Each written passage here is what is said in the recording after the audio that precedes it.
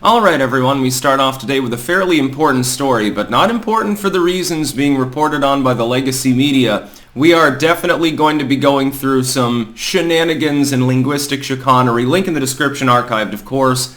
This one is just as good as the rest of them. They basically follow the same formulaic format. What happened is that the Penn Biden Center had a number of classified documents there that shouldn't have been there.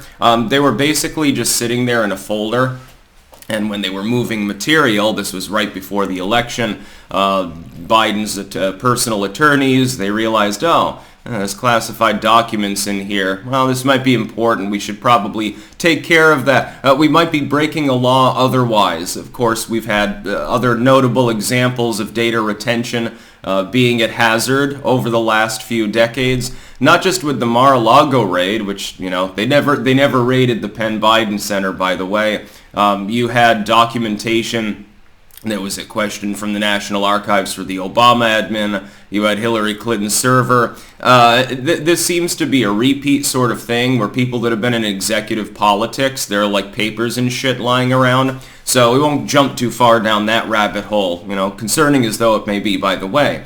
One thing I wanted to note is the massive covering of asses here. This article, for example, does not point out that the Penn Biden Center there has a tie-in with China, most explicitly, to the tune of over 50 million. Trump is posting about this gleefully right now. You also are missing the double standard.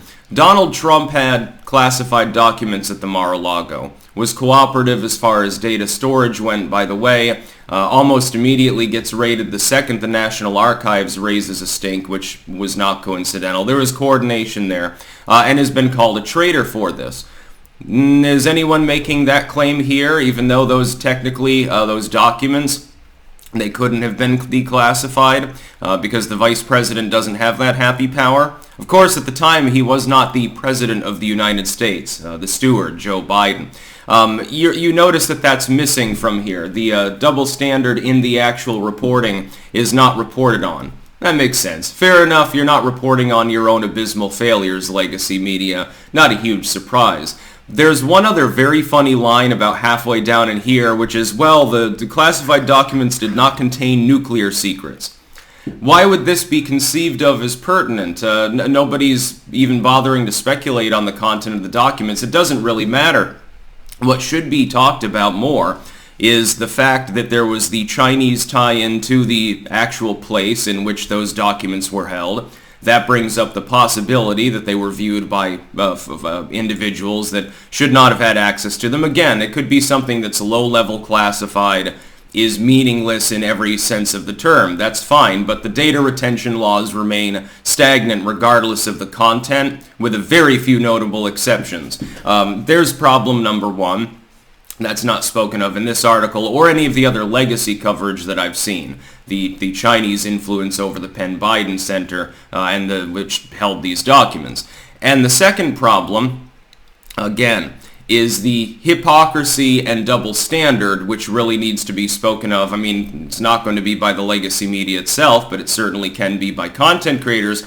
Don't get distracted thinking that this is a super scandal that is just like with the Mar-a-Lago. That's the bait that they want you to take, and that's basically the angle that they're reporting from. They're effectively inviting people to get distracted. Again, you distract the cat, you shake the tinsel around, and it might leave your food alone. It doesn't want the real good thing there because it's being distracted by shiny thing. Little kids are the same way. I hate to tell you, but most of the adult population is the same as well. Houdini made a living of this. Remember, when the magician is gesturing with one hand, the other hand is the one furtively doing the trick. Don't get bogged down with the rhetoric that you see right now, some of which is astroturfed, by the way. Well, we got him this time. Just 2 more weeks, QAnon, that sort of thing. Biden's going to get, the House is really going to go after him on this one. We're talking about 5 indeterminate documents that he was not aware physically apparently were even there, or at least that would be the cover story, which have already been repatriated the second that they were found. Unless you find full evidence that they were compromised by Chinese spies or something, which is the possibility we should be discussing. That's the more interesting detail there that they're leaving out in the reporting for a fucking reason. Unless you have that, the fact that the DOJ is looking into it. The DOJ is run by Biden. The FBI is co-opted by the unipartyist deep state. They're not going to do anything to Joe Biden or to his attorneys or to any of these other people. The double standard is, though, the most interesting part of this story for me. You'll notice, again, Donald Trump is weighing in on this actively. They're not even including that in the article to debunk it. Just to be clear, it must be awfully damning the fact that the Chinese pumped $50 billion into this particular center because they're not even bothering to debunk it. They're not even addressing, well, evil Donald Trump, in order to shift blame away from his many treasons and crimes, is insinuating that poor Joe Biden, who never did anything wrong, is doing the same evil things as him. Donald Trump is crazy. He's clearly projecting. Here he is ranting on Truth Social about Chinese spies, and he's a conspiracy theorist. That would be the write-up you would expect. If that debunking were actually going to work and not raise more questions than it answers with the general public. It's a lie by omission. A critical detail to the story is scored out entirely. Meanwhile, they have the little catchphrase, well, don't worry, everyone, there were no nuclear secrets there. Well, there were no nuclear secrets at the Mar-a-Lago when that was raided either, despite the fact that we were told for weeks that that was probably the case, and it was AstroTurf, but legacy media and leftoids all over Twitter, etc. That was never true.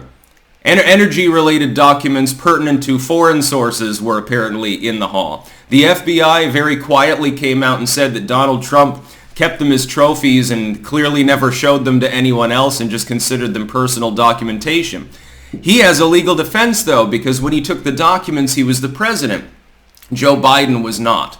These are pertinent to Joe Biden's vice presidency. This is some time ago that the documents were sitting there, apparently. They were only found much more recently. It is entirely possible, and again, this is the kicker, that foreign sources saw the documents, whatever they are. We don't know exactly what the documents are. It could have been the janitorial wages for the White House or something like that, and they just happened to classify it.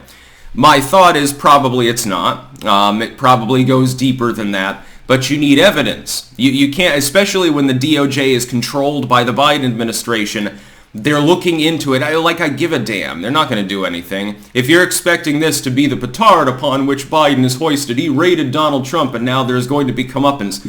No, there won't be.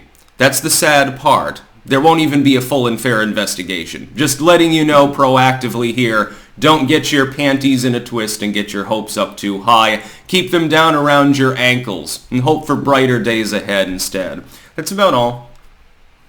Peace out.